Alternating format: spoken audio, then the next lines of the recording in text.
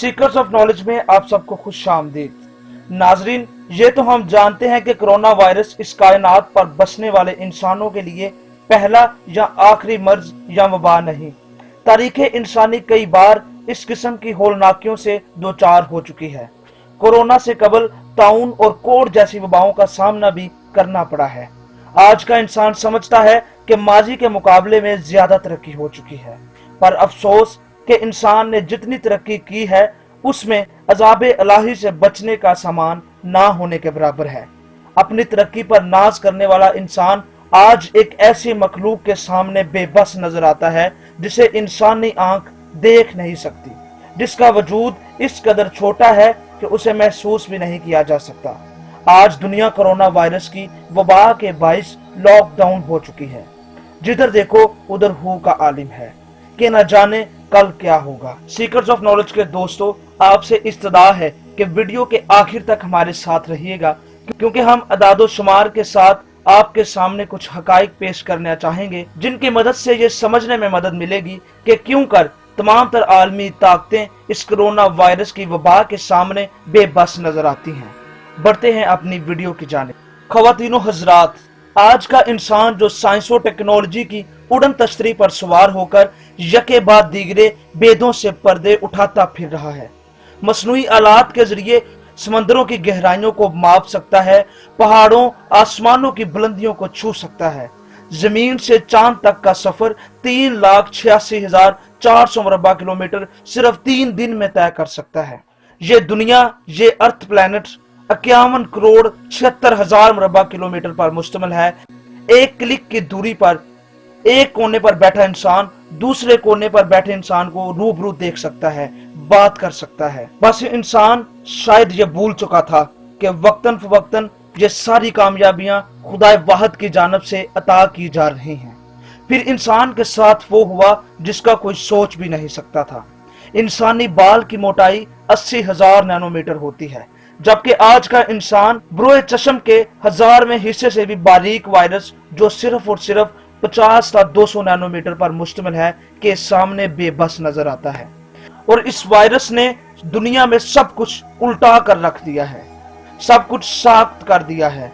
वो पहिया जिसने इंसान को 300 सालों में गहराइयों से ऊंचाइयों तक पहुंचाया अब साख्त पड़ा है, बल्कि जंग आलूद हो रहा है। ये क्यों हुआ किसी को समझ नहीं आ रही, और बड़े बड़े थिंक टैंक्स, तर्जियाती माहिरीन, बड़ी बड़ी आलमी ताकतें सोचने पर मजबूर हैं कि हम सब मुत्तहद होकर भी एक जरसूमे के खिलाफ क्यों कर कामयाब नहीं हो पा रहे।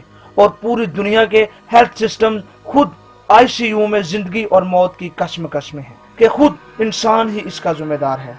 नफरत, लालच, हसद और इक्तदार पसंदी ने दुनिया के सबसे बड़े मजहब इंसानियत को भुला दिया था। इंसान आज भी गुरूर और तकब्बर के खौल में कैद है।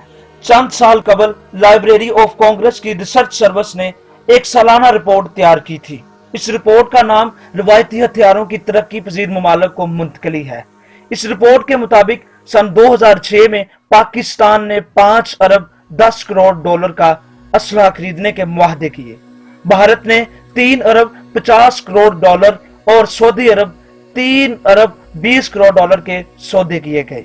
इस मौजू पर एक तहकीकाती रिपोर्ट शाया हुई थी। इस रिपोर्ट को पढ़ने के बाद इंसान को इंसानों पर रहम आ जाता है कि किस बेदर्दी के साथ तरक्की पजीर मुल्कों के हुक्मरानों ने अपनी दौलत तरक्की याफ्ता मुल्कों को दी है।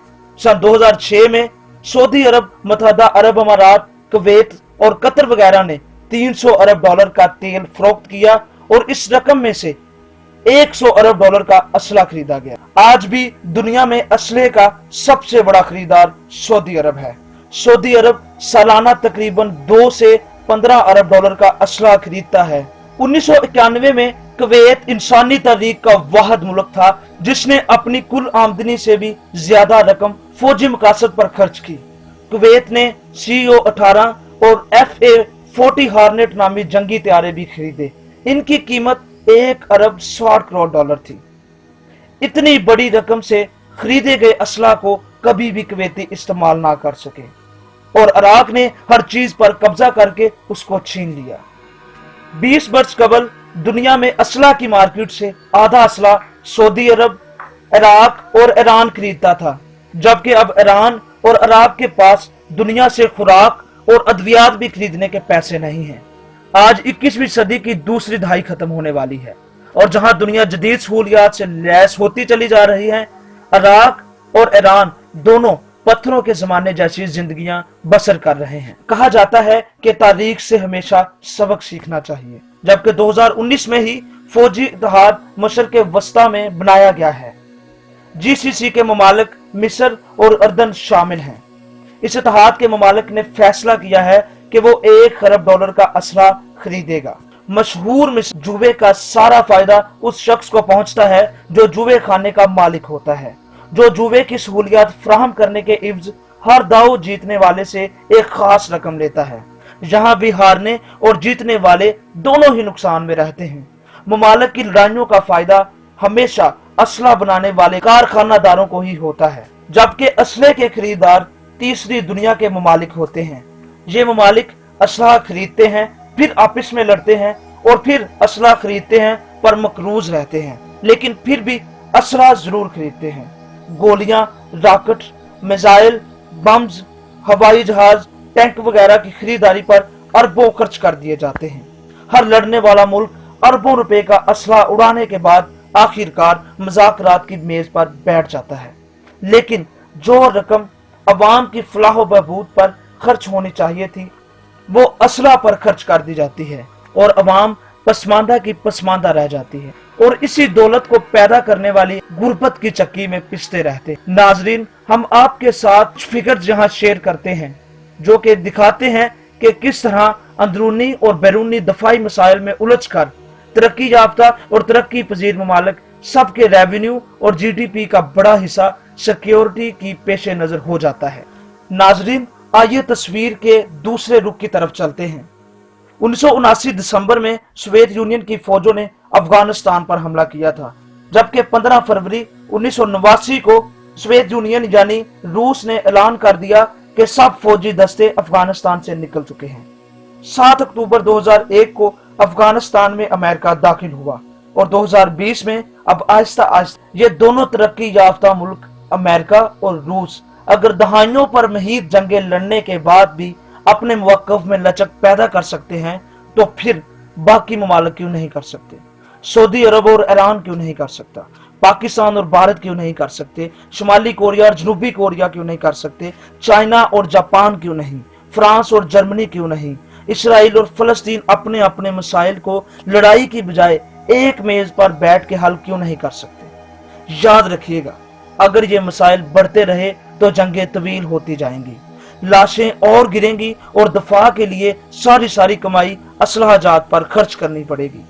और आज पूरी दुनिया में एक साल में 63,000 वेंटिलेटर्स बनते हैं। कोरोना से मुतासरीन की तादाद 22 लाख से पूरी दुनिया में तजावज कर चुकी और आलमी ताकतों के हेल्थ सिस्टम्स बैठ चुके हैं। माइशत के साथ साथ खुद हेल्थ सिस्टम्स भी आईसीयू में जिंदगी और मौत की जंग लड़। कोरोना वायरस के नमूदार होने से सिर्फ 1 माह कबल ही दिसंबर 2019 में अमेरिकी सदर डोनाल्ड ट्रंप ने खलाई फौज के क़याम का ऐलान करते हुए कहा था, बहुत जल्द अमेरिकी स्पेस फोर्स खला में खलाई मखलूक के खिलाफ अस्करी कार्रवाइयां करने के अहल हो जाएगी। फिर नीले आसमां के नीचे शर्क से लेकर गर्ब तक हड़बोंग मची हुई है कि खलाओं में जंग छेड़ने के दावेदार भी करंटीना नामी महफूज कोने खतरों में दबके बैठे हैं। सुपर पावर्स जो कि इक्तदार हासिल करने की ख्वाहिश रखते थे, अब गलों में उस्तरों के हार पहने चौराहों पर दौड़ते फिर रहे हैं कि कब कहां से कोई मुआवजा हो जाए। नाजरीन, वक्त का काम है गुजर जाना। ये वबा भी गुजर रही है और ये गुजर जाएगी। जब दुनिया जंग अजीम अव्वल के आखिरी मरहले में थी, तो तब स्पेनिश फ्लू ने जंग का फाइनल और बदतरीन मौत का खेल खेला और अब अमेरिका ईरान तनाजा मशरक़ वस्ता में फैली बदअमनी तीसरी जंग अजीम के करीब थी कि कोरोना वायरस आ गया। इंसान ने सोच नहीं बदली और कुदरत ने अपना खेल नहीं बदला। जो पैसे, जो रिसोर्सेज हेल्थ सोर्सेज को देने चाहिए थे और अवाम की फलाह बहबूद पर खर्च करना चाहिए थे, वो बस फौजी ताकतों को बढ़ाने में लगता रहा है। इंसान 1918 में भी बेबस था और आज 2020 में भी बेबस है। अब अनदेखा दुश्मन है और मौत का नाच है। इससे हमें कुछ सीख कर निकलना होगा।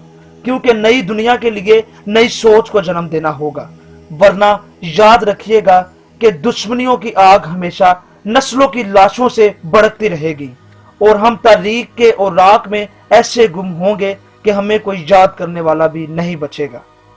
खुदाए वाहद आप सबका हामी और नासिर हो। शुक्रिया।